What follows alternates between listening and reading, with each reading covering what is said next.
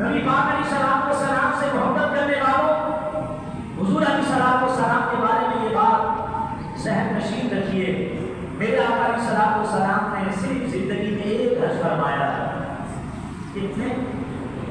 سب بولے حضور نے زندگی میں ایک حج فرمایا، اور آقا علیہ السلام مکے سے ہجرت فرما کر جب مدینے تشریف لے گئے تو ہمارے آقا علیہ السلام نے وہاں جا کر دین اسلام کی ترویج و اشاعت کے لیے پہلے ارد و گرد کے حالات کو مضبوط فرمایا، مختلف قوموں کے لیے حضور نے دعوت اسلام پیش کی، مختلف قوموں کی طرف قرآن کا پیغام دیا، اسلام کے قوانین بھیجے، اور نبی پاک علیہ السلام کے صحابہ جب جوب پر جوب حضور کی خدمت میں حاضر ہوتے گئے اور تعلیمات اسلام لیتے گئے اور اسلام کی تعلیمات پھیلاتے گئے، تو پھر آقا علیہ السلام نے ایک وقت کو آیا کہ حج بیت اللہ شریف کے لیے بھی احکامات جاری فرمائے۔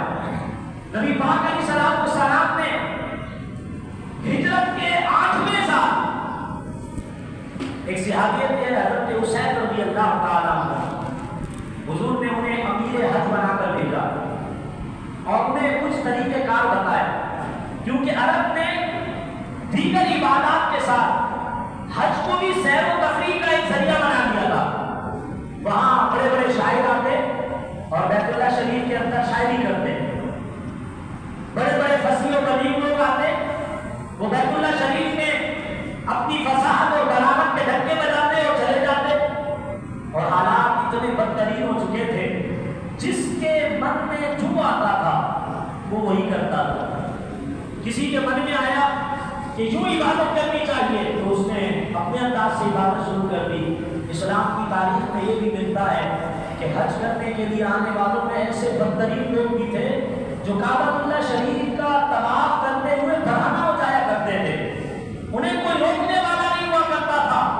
اسلام نے آ کر کعبۃ اللہ شریف کی عظمت کو پھر سے بحال کروا دیا۔ نبی پاک علیہ السلام نے حضرت ابوبکر صدیق رضی اللہ تعالیٰ عنہ کے ساتھ دوسری جماعت روانہ کی ہجرت کے 9ویں سال، اور پھر اسی سفر میں مولا علی مرتضیٰ شیر خدا رضی اللہ تعالیٰ عنہ بھی حج کے لیے پہنچ گئے۔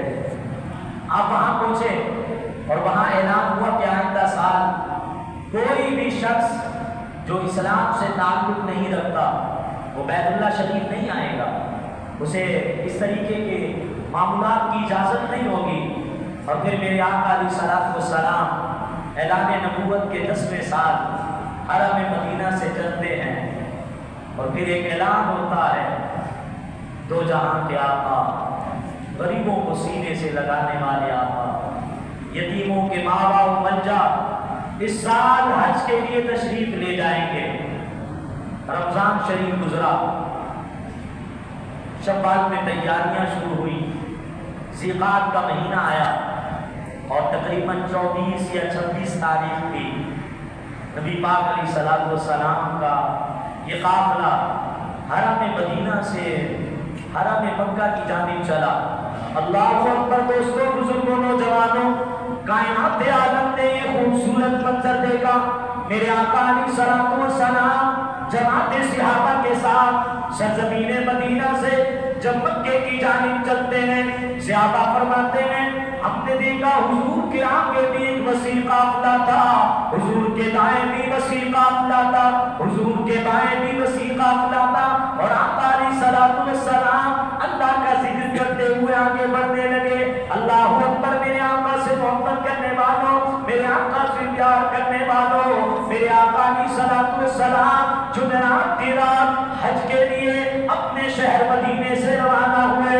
آقا علیہ السلام نے ایک مقام پہ جا کر رات گزاری۔ صبح آقا علیہ السلام نے جماعت صحابہ سے فرمایا، اے جماعت صحابہ، آج خالق کے کائنات، مالک کے لم یزل، بے مثل و بے مثال پروردگار کی جانب سے حکم آیا ہے کہ آپ اپنے غلاموں کو بتا دیجئے جو حج کرنا چاہتے ہیں وہ حج کا احرام باندھ لیں، جو عمرہ کرنا چاہتے ہیں وہ عمرے کا بھی احرام باندھ لیں۔ اللہ اکبر۔ حضور علیہ السلام نے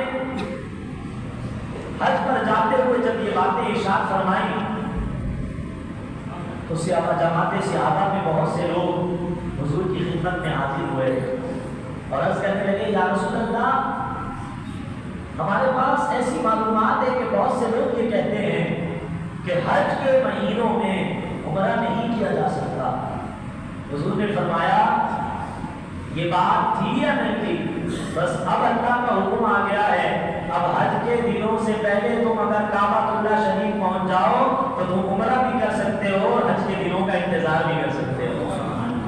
اللہ اکبر۔ دوستوں، بزرگوں، نوجوانوں، جماعت صحابہ میں بہت سے لوگوں نے عمرے کا احرام باندھا۔